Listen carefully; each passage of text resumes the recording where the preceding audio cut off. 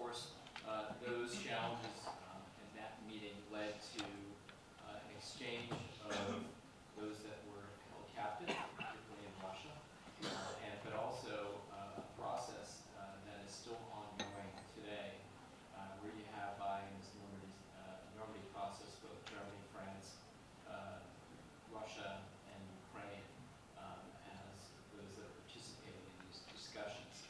And I think really today, for many of us who follow this, we've had deep concerns about not only about where a process in the Donbass might be, or concerns about Ukraine's interest in that of those in the U.S. who want to ensure that that while we all want to see a resolution to the conflict in the East, what we don't want to see is a conflict that puts Ukraine's progress and security on the line. And so I think what we're going to talk to, I'll ask each one of the speakers today to discuss is really where do we go from now in the Normandy format? My understanding is that there's still ongoing discussions at technical level on issues such as prisoner exchanges, on security, on possible areas of opening of space between the government-controlled and non-government controlled areas of Donbass.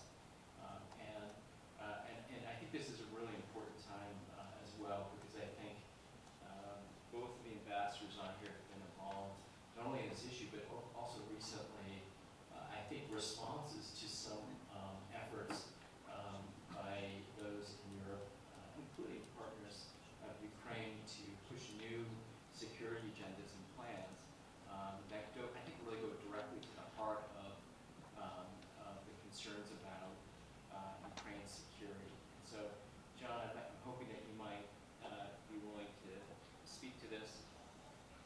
Ambassador Vasylenko as well, because I've seen some of the responses that have come from yourself and others, and also the really incredible effort that John Herbst and Land Council helped lead to respond to a proposal that came up during the Munich Security Conference recently that many were concerned about, because it parroted in many ways language that you would find coming from the Kremlin. And John, I know you've also spent the last couple of days talking in depth about why Ukraine matters, and I think it's important in the context of the discussion to bring in those issues as well. Ariel, you are long been engaged both in Ukraine, this region, working on Russia, but also on these strategic issues, and I really want you to come into from your perspectives, both looking at what you see in the Kremlin now, both in Russia and in Ukraine. You've seen a change in different positions. Mr. Surkov, who's been the lead for Russia on these negotiations, is no longer in place. So there's somebody new. And even in Ukraine, we've seen over the last day, we've seen changes in positions, including foreign minister and deputy prime minister positions. Also, those that have been responsible for example, chief of staff changes internally. So there are things that are shifting. What hasn't is the desire still from Western partners like Ukraine, Germany, and France to see this process move forward as a way to also try to address the difficulties and challenges with Russia, or in a sense try to better those relations. And I will say it's obviously not lost here in the U.S., and John can speak to this. I know back before Normandy happened, there was a lot of concerns about, on the U.S. side, about who's leading the U.S. policy on Normandy. And we had representatives from France and Germany here shortly after Normandy, and of course, in the Normandy meeting, of course, they were also asking some similar questions about who's leading on the U.S. side. And of course, we had some new leadership like Steve Biegun in place as the Deputy Secretary, who's deeply knowledgeable and experienced in this region. And so I'm hoping that, amongst the other questions that you might talk about is about U.S. leadership and role and what you see now.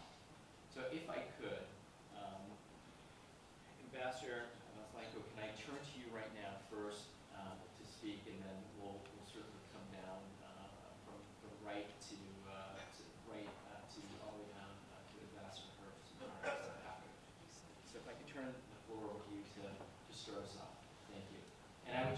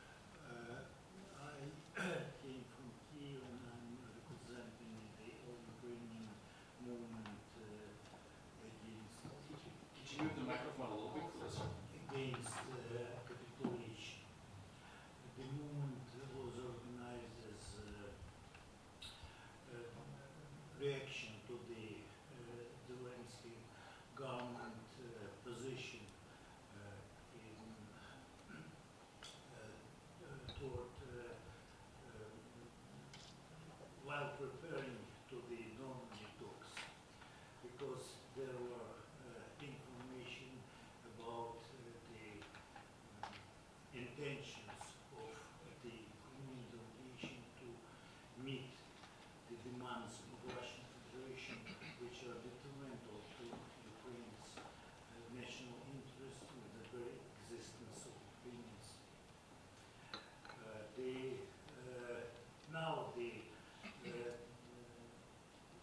all Ukrainian movement against capitulation is engaged in campaign which are coupling the demands to deoccupy Donbass and Lugansk areas with the occupation of Crimea.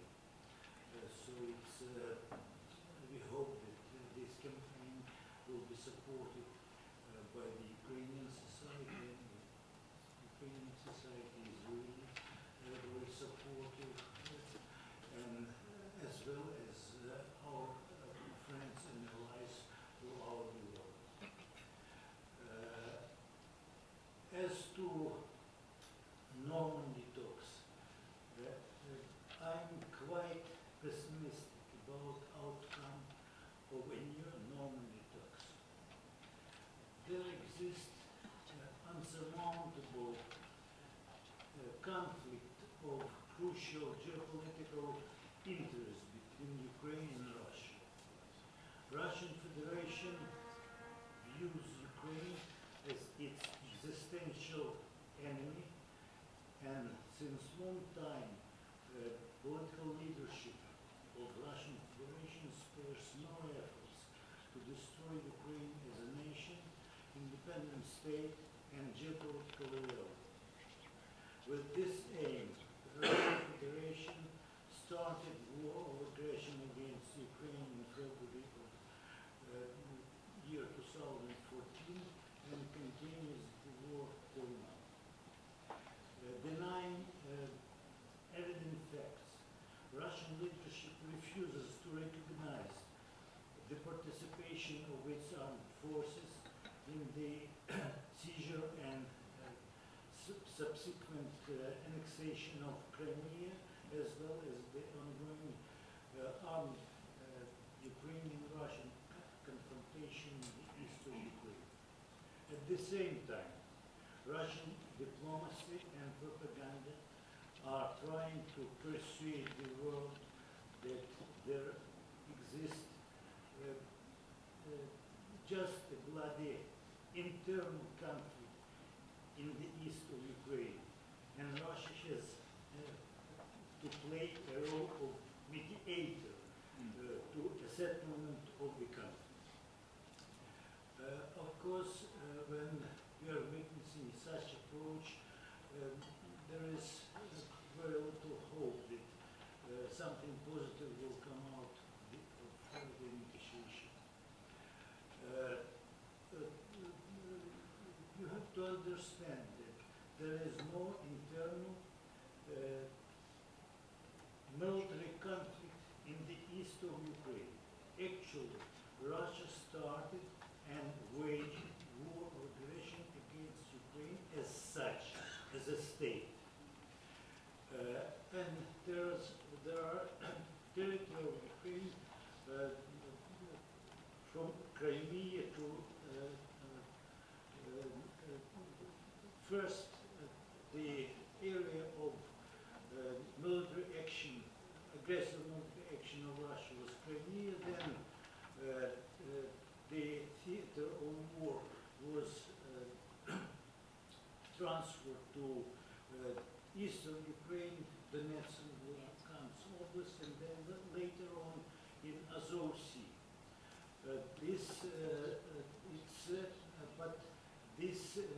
It is not separate acts of war.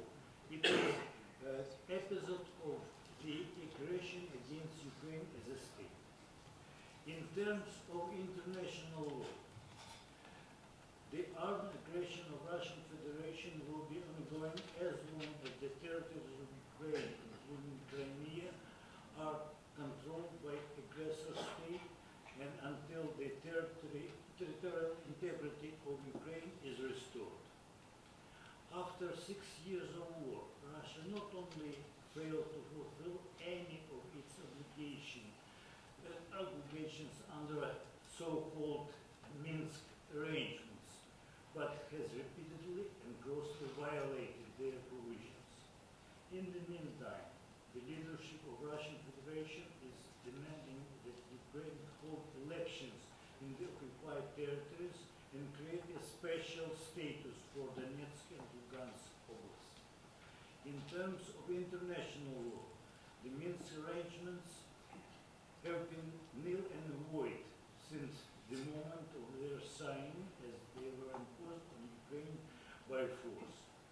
Nor are they valid under Ukrainian constitution, since they were not submitted to and ratified by the Verkhovna Rada of Ukraine.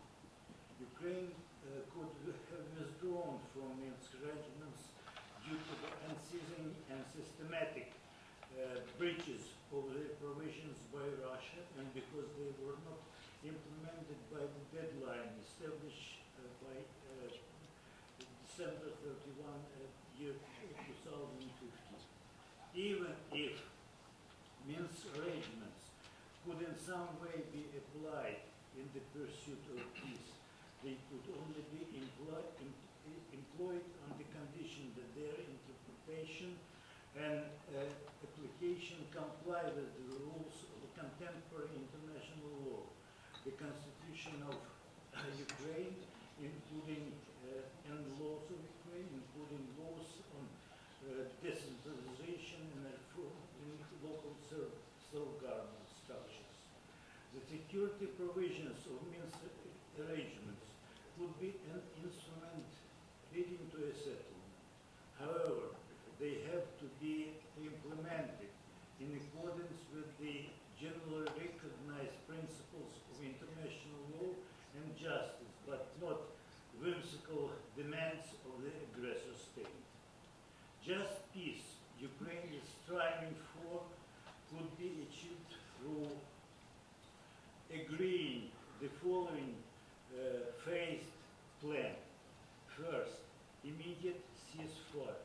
Second, release by Russian side of all Ukrainian civilian hostages and expeditious exchange of prisoners of war according to the all-for-all principles. And third, complete and unimpeded withdrawal of all armed forces of Russian Federation beyond the Russian side of the internationally recognized border of Ukraine. The timetable for the withdrawal of the armed forces of Russia shall be agreed between the representatives of Ukraine and Russia through the mediation of the independent peacekeeping force. The completion of the full withdrawal of Russian Federation armed forces shall be documented in a special protocol signed by representatives of Ukraine, Russian Federation, and independent peacekeeping force. Deployment of Ukrainian border troops along the internationally recognized Ukrainian border within 3 days after the full withdrawal of the armed forces of Russian Federation and unimpeded administration of the state border by the Ukrainian authorities, including installation of border signs and construction of defense installations.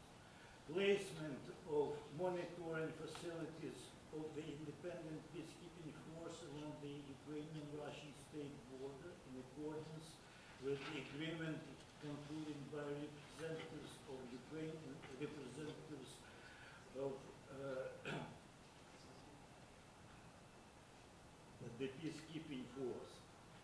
Pending free elections in the occupied territories, a special law of Ukraine shall be adopted to exempt from criminal and administrative prosecution and punishment persons who participated in the events in the territory of Donetsk and Lugansk Oblast, except for individuals who are suspected in committing war crimes and crimes against humanity. Conduct free election in the occupied territories of Donetsk and Lugansk oblasts in accordance with the OSCE standards as well as Ukrainian legislation, and within the timetable established by the resolutions of Verkhovna Rada of Ukraine. Following the occupation of certain regions of Donetsk and Lugansk oblasts, the armed forces of Russian Federation shall be completely withdrawn from the territory of the annexed Crimean Peninsula, and the activities of the Ukrainian authorities in the occupied Crimea shall be peacefully resumed according to the timetable agreed through the mediation of the signatories of the Budapest Memorandum of 1954. Negotiations should be initiated regarding Russian compensation for the losses suffered by Ukraine as a result of the damage caused by the armed aggression of Russian Federation, as well as with regard to punishment of persons guilty of committing war crimes and crimes against humanity.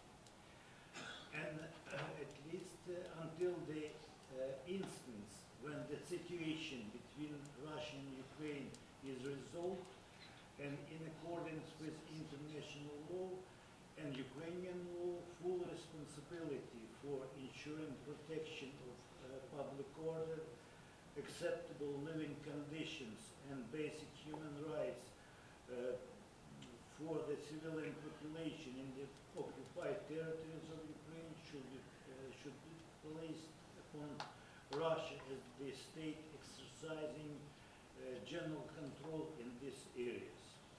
Implementation of the described plan demands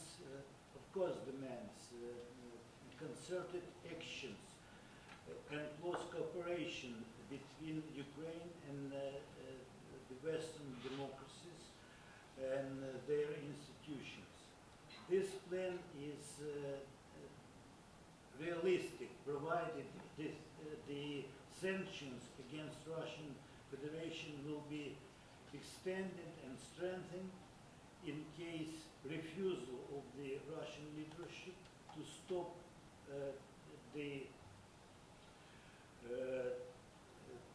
aggression and to be engaged in constructive negotiations.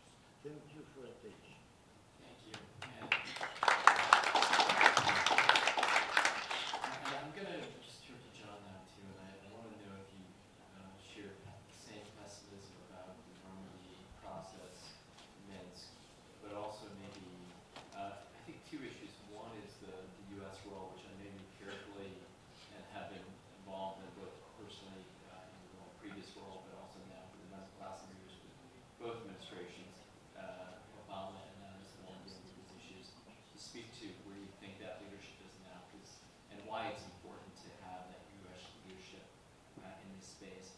And then I wanted to ask you just about your perspective. You follow very closely not only the security but the reform side of what's taking place in Ukraine. And I've heard you say before that the need for reforms is critical to the support that Ukraine receives both in the West, but it's also what Ukrainians want to see happen. And I'm just wondering if you feel as though today there's a lot of credit given to President Zelensky for actually coming out of the last Normandy meeting, I mean, doing fairly well. That people felt like it was achievement, that he held his own.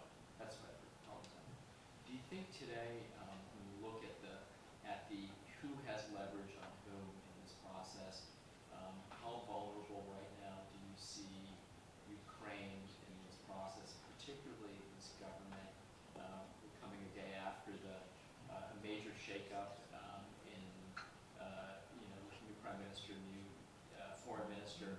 That happens in governments. It's not necessarily the end of the world. It doesn't always signal weakness, but obviously the messaging is coming out with concerns about reforms. And I'm just wondering where you see that Ukrainian leadership now, because as strong as Mr. Zelensky is in terms of his support, his engagement, his role, if there is an opportunity be able to even bring Ukrainian, his own people within his own party and others along on a deal. And I'm not even saying we're getting closer because I'm pessimistic. But can I turn it to you? That was a lot of questions to ask, but I think it builds on what was originally started with. All right. I'll talk principally about the war in Donbass, negotiations related to that war, the Zelensky approach and the U.S. role on the one side, and then I'll speak briefly on the reform question after that. I've had a fairly consistent view of what's happening in the war and on the diplomatic front over the past 5 years. And it starts with the fact that, of course, this is a Kremlin low-intensity war, Kremlin aggression in Donbass. No sense a civil war. And it's a low-intensity war which the Kremlin is losing. Because it's just worth recalling that in the fall of 2014, they thought they would have this wonderful Novorossiya project, which would extend their control from Luhansk in the northeast of Ukraine, heading southwest to Odessa and beyond to the border with Moldova. And of course, that thing completely failed because there was no real support among the local population to conduct a war against the central authorities. And the West, while its support for Ukraine in fighting this aggression has been slow and not as strong as I would like, in fact has been sufficient to create a whole different set of problems for the Kremlin. I'm speaking specifically of the sanctions and of the slow but ultimate response by the United States to send military equipment. And all of these things has greatly complicated Putin's great adventure in Ukraine. And the Minsk process, while we all understand the weaknesses of the terms of Minsk, especially Minsk II, it's also true that the Minsk process has been essential for maintaining European discipline on sanctions on Russia. And that's a very important factor.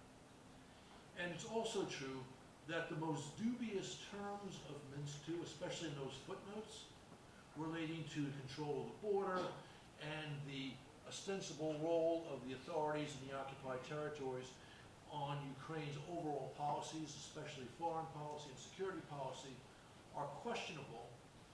It's also true that the United States and even Germany and France, and we need to remember this, have interpreted those terms in ways that are not unfriendly to Ukraine. And all three of those powers have insisted that the single most important thing in Minsk is the actual ceasefire, which Moscow has not observed one day since the signing. Now, the Minsk negotiations have been absolutely worthless. Absolutely worthless. And that's for a very simple reason. This is a war that the Kremlin is imposing on Ukraine in order to push Ukraine away from a westward-oriented national security policy. And actually, not just national security policy, but economic foreign policy. And Ukraine's just not willing to go there. And there have been serious negotiations. There were 2 periods of roughly 6 months each, and those serious negotiations were between Surkov, while he had the job, until he was fired early this year, and first Tory Nuland, when she was the Assistant Secretary of State, and those negotiations lasted roughly from January of 16 to June of 16, and they stopped when it became clear that that candidate Trump was going to become the candidate of the Republican Party. And then you had another 6-month period between Surkov and Kurt Volker from July of 17 until January of 18. And those interesting talks ceased as the Kremlin were waiting for the results of the Ukrainian elections, both presidential and parliamentary. But we've not had serious talks since January of 18. My sense is the correlation of forces, to use a Marxist phrase, favors Ukraine because this is a war of the Kremlin, not the Russian people, who said in numerous polls that they don't want a war, they don't want to be fighting in Ukraine. It's a Kremlin war against the Ukrainian people because while the Ukrainian people want peace, they're not willing to surrender their sovereignty to Mr. Putin. And while there are influential people in Moscow who understand this, that group of influential people does not include the president of Russia. And he ultimately makes the decision. Now, I believe that the starting point for what should happen in the war is in Ukraine. The Ukrainian people have to decide this. And we know that they want peace. We know Zelensky ran on a peace platform, but he also ran on a pro-Western foreign policy platform. And my sense, and this is based upon carefully watching what the Zelensky team has done since he's been in power, but also from talking to them. I was in Kyiv 3 weeks ago with a very distinguished group, which included Sandy Vershbow, Dan Freed, Steve Pfeiffer, April Foley, talking to both the public and policymakers. My sense is the following. Zelensky and his team want peace. They are not completely realistic about what the Kremlin is willing to do. And that's led to some initiatives which some people consider naive. But it's also true that every initiative of that kind did not last very long. Once it ran into, on the one hand, serious criticism in Ukraine, and on the other hand, a less than positive reaction from Moscow.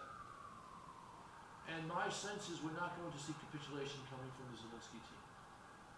If only, but I'm not saying this is the only reason, but if only because they recognize that in order to make peace, they have to carry a large majority of their public with them, and that includes at least some slice of nationalist-minded Ukrainians. So I'm very confident saying that. And so my bottom line comes back to something I've said multiple times over the past several years, is that Moscow cannot win this war in the current configuration as long as Western support remains as strong as it is today. I believe that support will remain as strong as it is today, despite the peculiar instincts of the President of the United States, because I think American policy is sound. Both his advisors are sound and Congress is sound, Republicans and Democrats. And I spent a lot of time on this, especially over the last 9 months. And at some point, Moscow will decide it has to leave on terms that are acceptable to Ukraine's sovereignty and territorial integrity. So that's my bottom line reading of what's going to happen. Now, I'm going to give some minutes back to the floor. I'm only going to spend a few, I've talked what I want to say on the national security issue. On domestic reforms. I think Zelensky has done a very solid job to date. It's clear that there's been more reform in the last 8 or 9 months. If not in all of Ukraine's independent history, then certainly since the first 8 or 10 months of the Poroshenko regime. Things slowed down after Poroshenko's first year in office. What we've seen over the past 24 hours is interesting, peculiar. It's not on balance a good thing for them to have a wholesale change without a clear, apparent, and sound reason for it. And I know that the civil activists in Ukraine are deeply, deeply concerned. Their concerns are understandable. Are they right? Count me uncertain. We don't see terrible people coming in to replace the folks who are leaving. Their record is at best unknown, in some cases solid. And I don't see what President Zelensky gets by moving to put the brakes on reform. I also have received some assurances, and I'll say nothing more than that there's not going to be any true change in the overall tenor of the Zelensky administration's policies. Now that could be spin, but it would not be in the interest of the person providing that spin to do that if it's not true, because they have to worry about their credibility in Washington. So to my mind is, let's just sit back and watch. If this is a serious pullback from reform, then there'll be no IMF deal. There'll be criticism coming from all the usual suspects, and I use that phrase with respect, because those usual suspects include the EU, the US government, the IMF, the World Bank, the EBRD, and so on. So let's just watch. And let's hold our judgments and our fire. But there's no question that Ukraine needs reform for its own legitimacy, its own stability, its own prosperity, but also to buck up support it receives in key Western capitals. But I am very confident about that support today, despite all the peculiarities in American politics over the past 6 or 8 months. And so there, I'll give you a few extra minutes. I'll be happy to answer questions, Thank either you. yours or the Thank floor's. you for touching on both the security challenges, but also on the current reform agenda, but also where you think Ukraine's Western partners stand. Ariel, can I just bring you in on that point too to talk about, obviously the United States is critically important. John, sort of knocking on wood, hope you're right that if the second Trump term would follow similar to what is taking place now in terms of there not being a very significant variation in support for Ukraine. I thought you'd be talking about Biden 1. That could be the case. It could be Biden 1, but I don't have that crystal ball to determine that. But on both ends, we would hope to see continued strong support, regardless of administration. Ariel, can I bring you in just to talk about the Europe equation too? Obviously, the U.S. is critical and important to Ukraine. The largest assistance provider for Ukraine is the EU. Euro-Atlantic integration, greater connection is important. So the Europeans have played a pivotal role. They're going through their own challenges internally, including Brexit, which is somewhat underway right now, full Brexit. And so a lot of the power of focus, both in Brussels, is in Berlin, but also in Paris. There are also those differences between different parts of Europe and how they view the importance of Ukraine, of how they view integration, of how they view support. And I thought it might be good if you were willing to do so to talk about that, and I think it fits nicely with where John has sort of laid the ground for what he thinks is where the West may be. And I think when we think about Europe, we need to also pull back and look at these other players in Europe, some that are very close to this administration, President Trump, some less so, and how that impacts a number of issues. So if I could just turn the floor to you. Thank you very much, Jonathan, and thank you very much for the organizers, for Walter in particular, because he accommodated me at the last moment. Walter, thank you. I really appreciate so many years that we're doing it together. What I wanted to share is my impressions from the Munich Security Conference that took place last month. I was a part of the US-German strategic dialogue, as I am for quite a few years now. And talking to Germans, to other Europeans, to the Americans who participate, unfortunately, we're between friends, do not want to sound overly optimistic. A realistic assessment in foreign and security policy is always more preferable than telling yourself fairy tales. So let's start with the topic of the conference. The topic of the conference was Westlessness, which was an unfortunate translation from German. I don't know what it meant in German, but meaning a lesser role for the collective West. And is as clunky as that term restlessness sounds, there is something to it. Because when you hear what these esteemed leaders had to say, when Frank-Walter Steinmeier says that President Donald Trump is more dangerous to the world than Putin and Xi Jinping, I didn't vote for Trump. I'm not a fan, but I don't think he's more dangerous than Putin.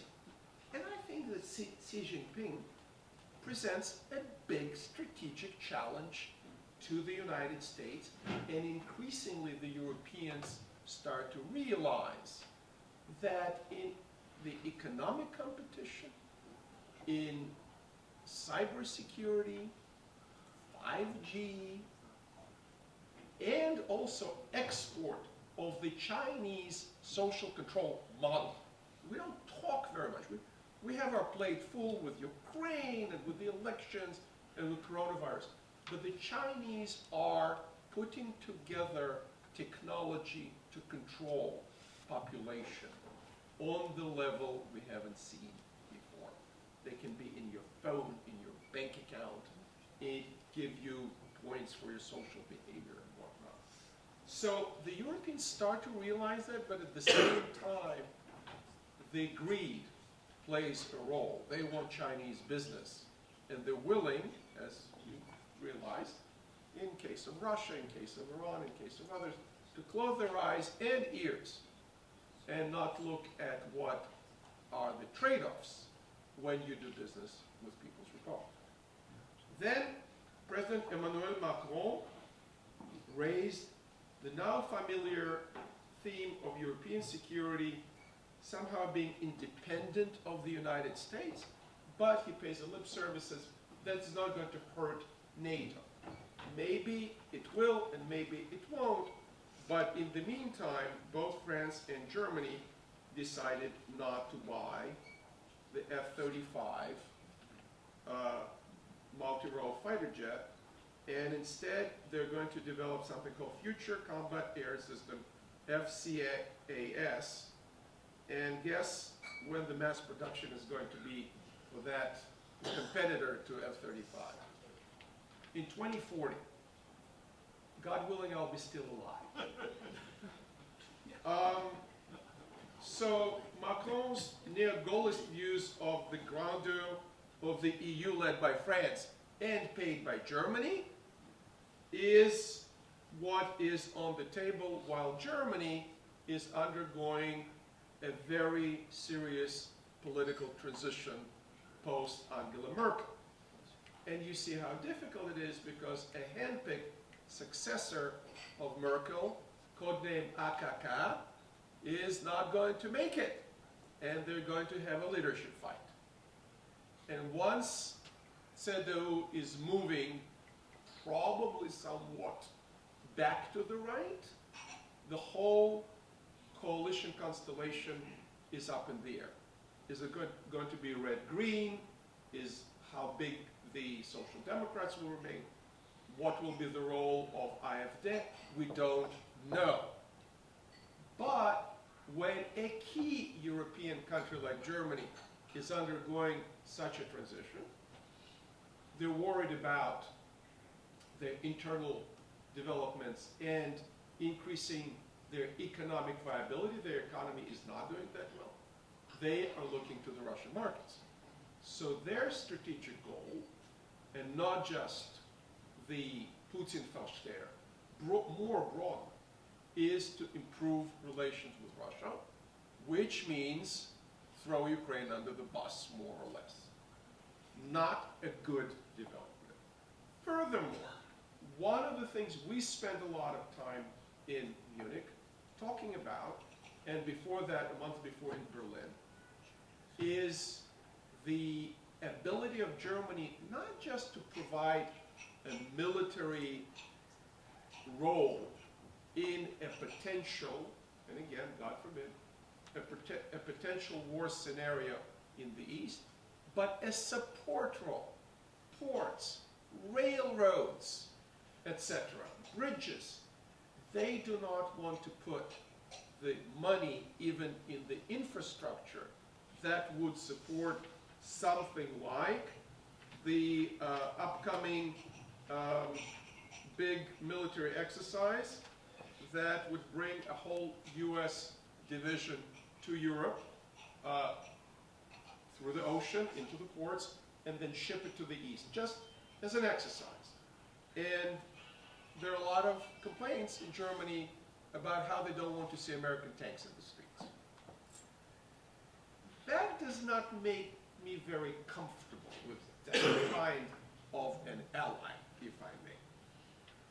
Furthermore, you saw now that our biggest NATO army in NATO, Turkey, is in a pickle with the Russians. The meeting between Erdogan and Putin happened today, and when I was driving here, there was a broader meeting with the teams, which means Putin and Erdogan, after 3 hours, managed not to blow it up.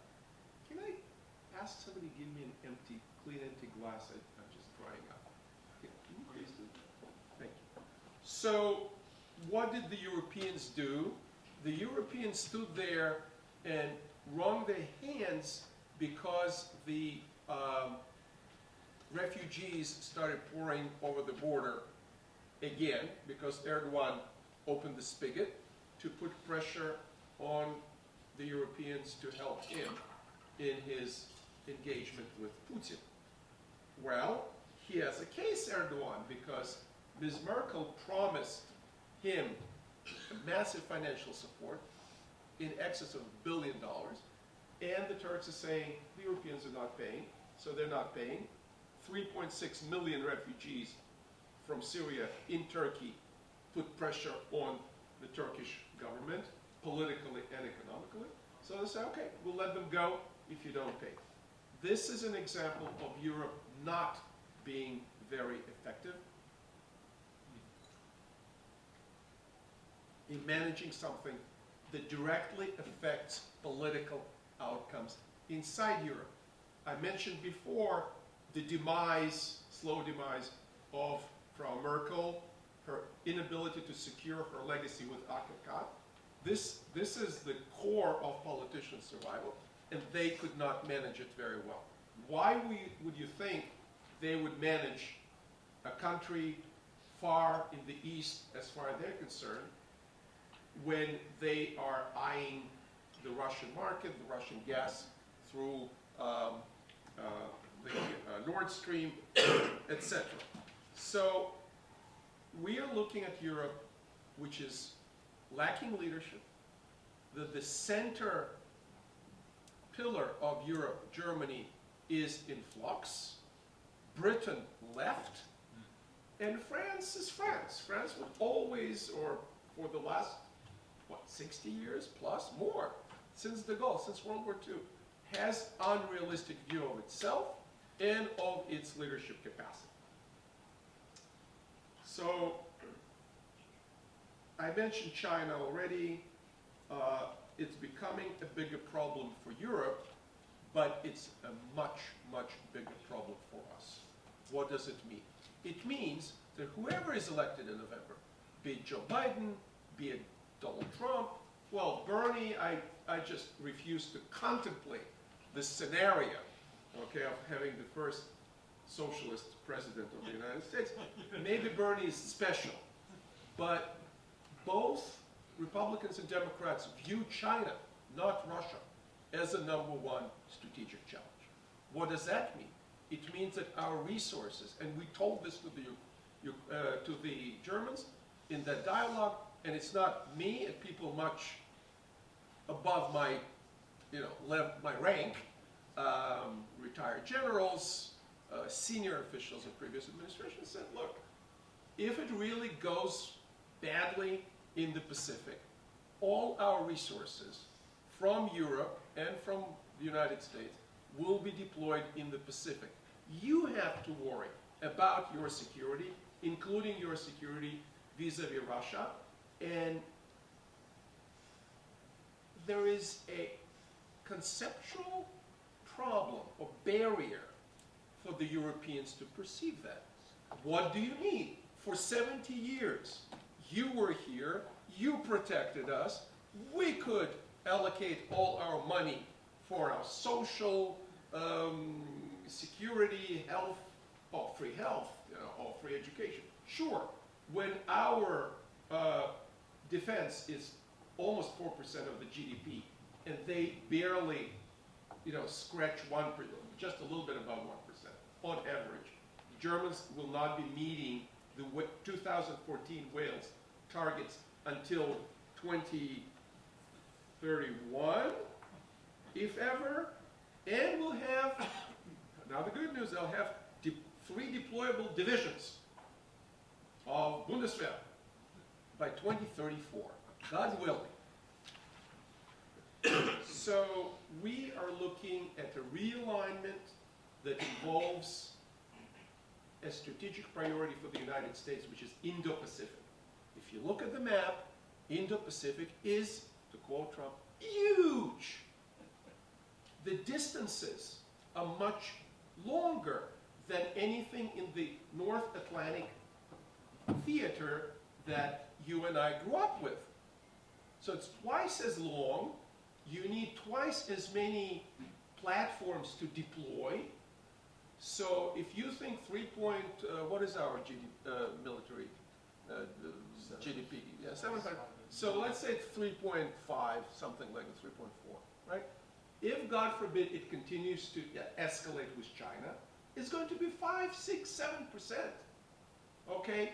So this is going to be a huge challenge. I'm not saying it's going to happen. I don't have a crystal ball. I've got it at home. But it is a realistic strategic scenario for the United States. What does it mean to Ukraine? And now I wrap it up with some thoughts on Russia as well. I get to Moscow at least a couple of times a year. I talk to not, people around Putin, but, people who are seriously thinking about national security. So I deeply respect and adore Ambassador Herbst. I don't think the Russians got the memo that they lost the war. They think, or at least they tell me, that they didn't lose the war, that they're a much stronger party, and that they have an escalation domination vis-a-vis Ukraine, whereas Ukraine doesn't have it. If the balloon goes up, if God forbid there's a big war again in Donbass, or even broader, the Russians have much deeper strategic pockets, if you want. And I think Putin will not think twice using them. What Ukraine is facing is engaging Russia with all tools in its strategic toolbox. And its military, definitely building the military was, is, and will be a very important part of what Ukraine is doing and should be doing. I think Ukraine has more divisions than the Buddhists are today. And that's good. Probably more tanks, too, because they have like 200. Probably more airplanes, because the Germans have something like 36, if that, of modern jets. You're laughing, I'm not. Because this is coming out of our pocket, right? So when I'm looking at the toolbox that is available, I'm looking at things like lawfare. Whatever Ukraine did in courts and in arbitration, more of the same can and should be done. I'm looking at war of ideas. And I think the less excited the Russians are about more Putin, what was Putin 1, Putin 2, Putin 3. We're seeing this TV series now for 20 years. And he probably wants us to watch it for another 10 years. This is worse than Santa Barbara. Strategic communications. How much the Zelensky administration is really doing strategic communications? Maybe not enough. Another thing I'm looking at is the crackdown on known Russian assets in Ukraine. And I will not mention any last names ending with Dvidchuk. But if these people are known assets, why engage with them? Why give them credibility? Why listen to them? The transition from Surkov to Kozak actually, I think, is an encouraging sign. Because Surkov was a real cowboy. He has an evil streak, the way he thinks. He's diabolical. Kozak is more of a policy technocrat. But at the same time, when I'm looking at Kozak's plan for Moldova and his sort of personality, it's the same. It's turning Donbass into another Transnistria. It is weaponizing pro-Russian circles and politicians and political power in Ukraine in order to influence policy in Kiev.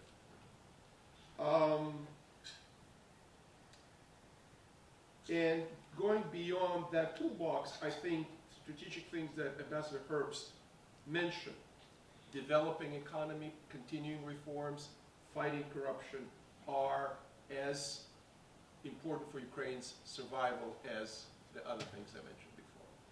The more viable it is, the better GDP it has, the more attractive it to the most gifted people not to leave Ukraine. How many people live in Ukraine? Millions. That's not good, right?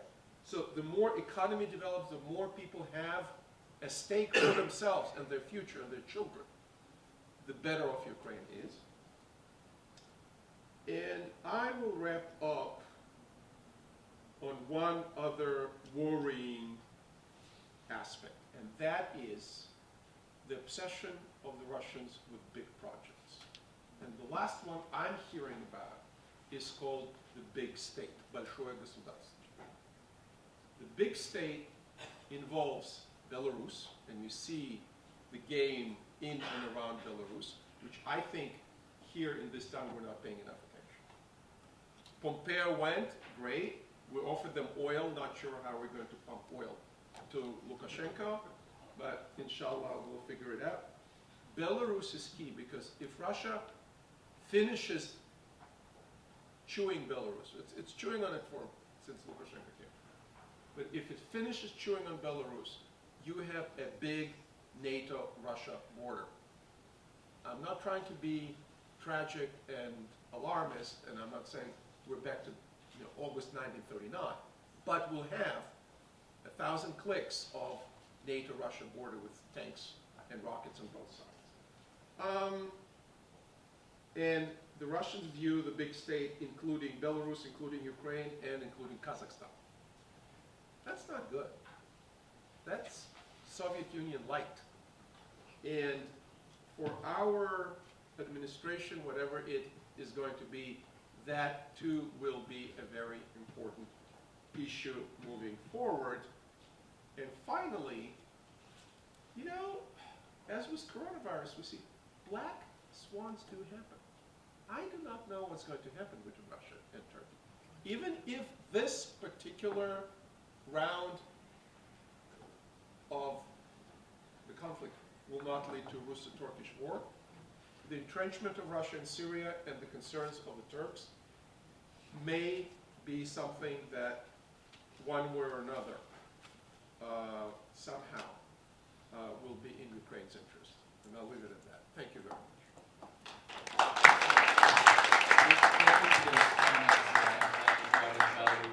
These other geostrategic challenges to Syria, clearly where Russia is doing some pretty horrific things, war crimes. This is a reminder about how far Putin will go to achieve objectives. Same in Libya as well. So that virus spreads. But I really did want to make sure that we had enough time to offer everyone an opportunity to ask questions because we're getting closer to nearing the end of this session. And I already see some hands raised. Maybe we'll start all the way in the back and then maybe we'll come over to you. We have two to start. Victor. Thank you again, Victor Butt from Victor Butt from the Ukrainian Bar Association again.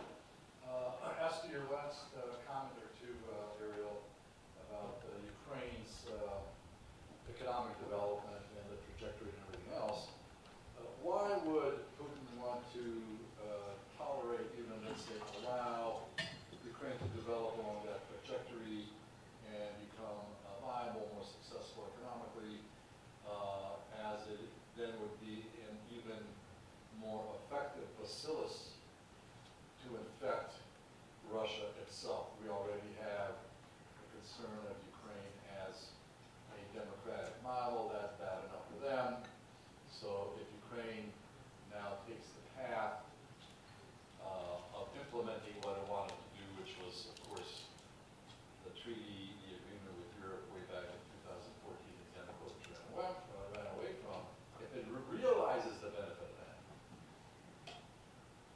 Putin doesn't like that.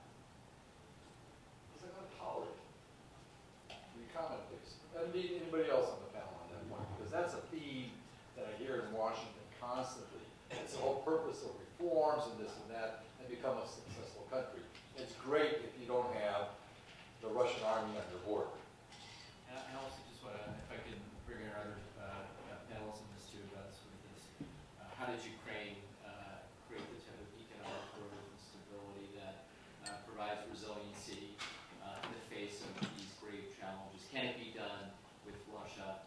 spoil the world at every point along the way.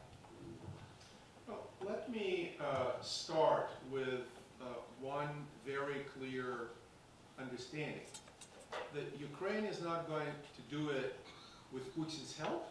It's not going to do it with Putin's approval. It's going to do it despite of Putin, and it can do it despite of Putin, and despite of Russia. And you build your model of economic development, prosperity, democracy, rule of law, while you protect your security. The country I'm thinking about actually that did it is Israel. Israel was attacked for about 70, was it 70 years? Already 70? Time sure flies. 70 years, and the model was plowing with one hand and carrying a gun in the other hand. And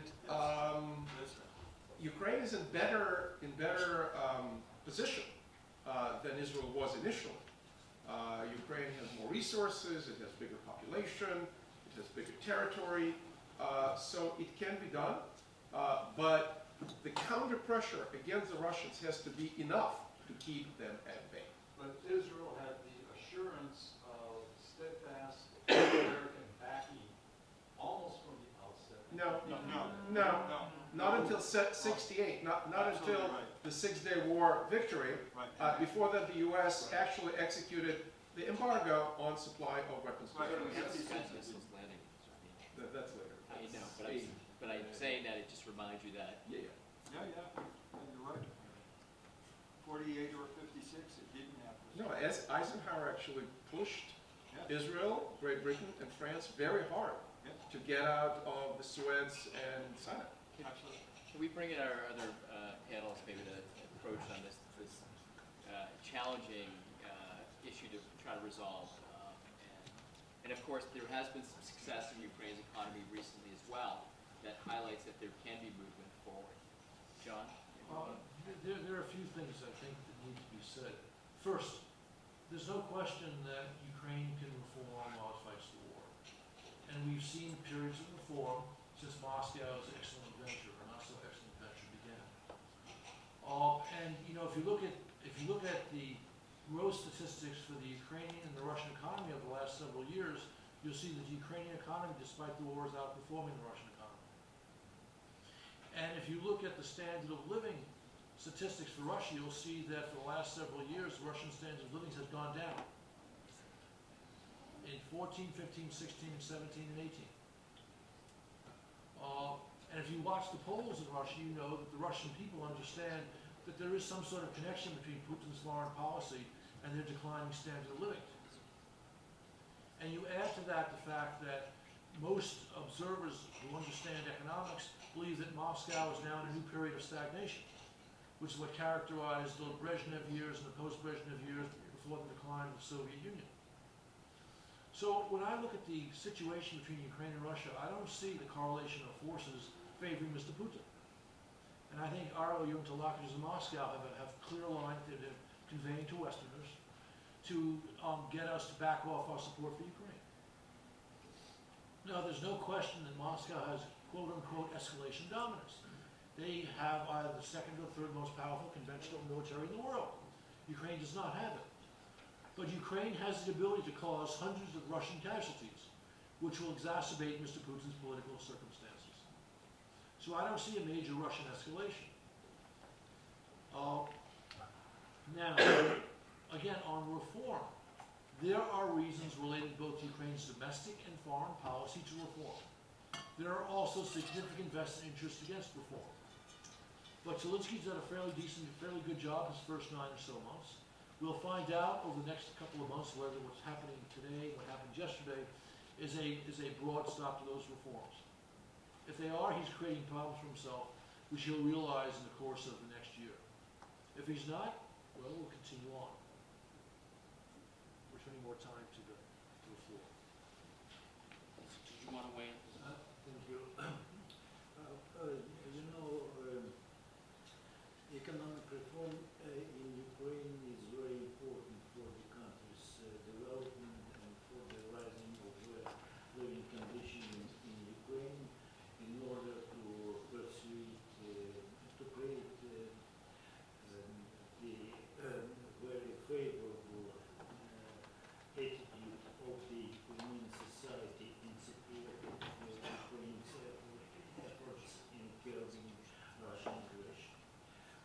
besides economic reform, it is important to build up military capability of Ukraine, not to suffer more territorial losses in the face of Russian threats. Russia is in position to attack Ukraine from different directions. It's the east of Ukraine, it's north of Ukraine, including the Belarusian border, it's Transnistria, it's Crimea, and so on and so on. That's why the strategic goal for Ukraine is to be engaged in such economic development and progress which permits us to build up our military capability in order to resist Russian aggression. Of course, Ukraine is vulnerable, but not defenseless. And in many respects, the developments since this start of Russian aggression against Ukraine proves that Ukrainian nation has political will to resist Russian aggression and to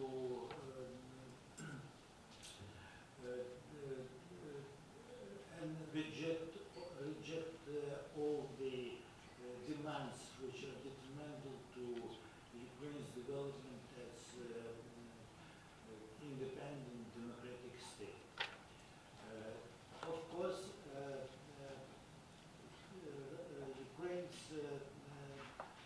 Ukrainian government has to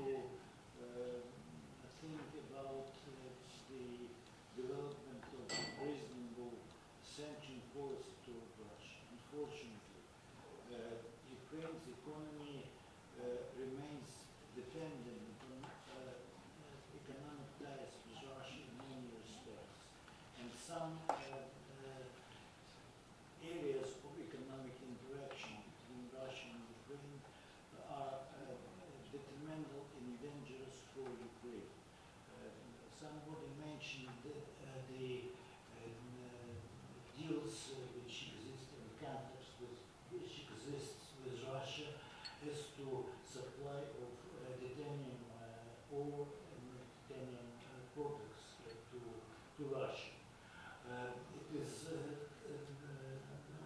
and Russia exploiting Ukrainian titanium resources and other rare metals are helping the United States to build up new technology in the United States. And the question arises why Ukraine can't cooperate with the United States directly. And the United States government has to replace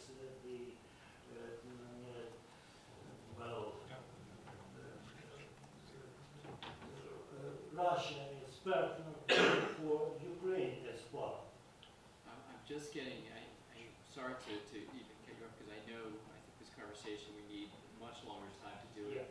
I saw Walter pointing to, I think we're almost at zero time. Yeah, we've got 3 to 5 minutes. 3 to One 5 more minutes. question. And one thing I just wanted to do, just if you can ask your question, but what I'm going to do is just ask each one of you to keep it very quick to a response of no more than a minute, but also any final thoughts that our panelists might have. And I'm sorry that we don't have more time. I think you've got the last question that we can ask based on timing. And if you could just quickly ask the question, and then we'll have our panelists respond. Well, a short question for Ariel. What did you mean when you said Zelensky's not very good with strategic messaging? But the broader question is, we talk about Ukraine getting thrown under the bus. Throughout history, that's been true. Paris peace talks, Yalta. But there's a big difference now. And even though many conferences continue to talk about Ukraine is an object that they can decide. Ukraine's an independent, sovereign state. So how do you calculate that into this notion that other countries are going to decide the fate of Ukraine? So why don't we answer that question, then maybe also just also ask the panelists if they have any last parting thoughts, if they want to add on top of response to what he has asked. Ariel, you wanna- there's 1 minute, Ariel. Sure.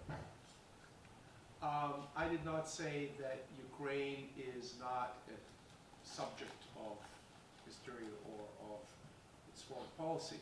I'm saying that considering where the US is, where Europe is, they are not providing, and they're not in a position to provide the full throttle support so that Russia is fully deterred. But on the contrary, I'm saying that by developing its economy, its military, its intelligence, and by moving forward the vision of Ukraine as open, democratic, economically prosperous country, that's how you build the future. And the Russians are going in an opposite direction. Russia's is not becoming more open or more democratic or more prosperous or economically more attractive. Okay? You talk to companies, they're not rushing to invest in Russia. Finally, your question, very important question about messaging and strategic communications. I don't think Ukraine built a first-class global or US and European system of communicating. And I had first-hand experiences that I can tell you in private about my experiences with that. And I think Ukraine can and should be doing a much, much better job. I think that there's a chance that Ukraine will not receive sufficient support in the future, especially if things move badly in Germany. But aside from that, I don't see Ukraine being thrown under the bus. And one reason, as you mentioned, is because this is an independent country.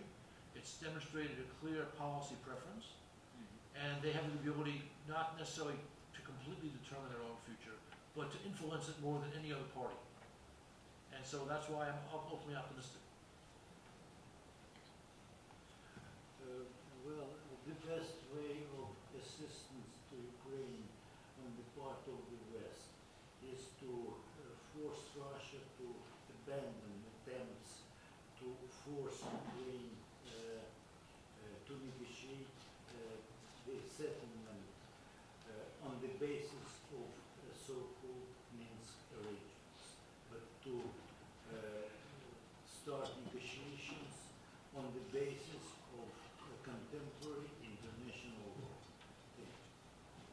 Thank you. I apologize that we don't have more time for questions. And again, I want to thank all of our panelists. I think you can see there's a number of challenging issues that they brought up, and that this conversation will certainly continue. And just thank you to Walter again.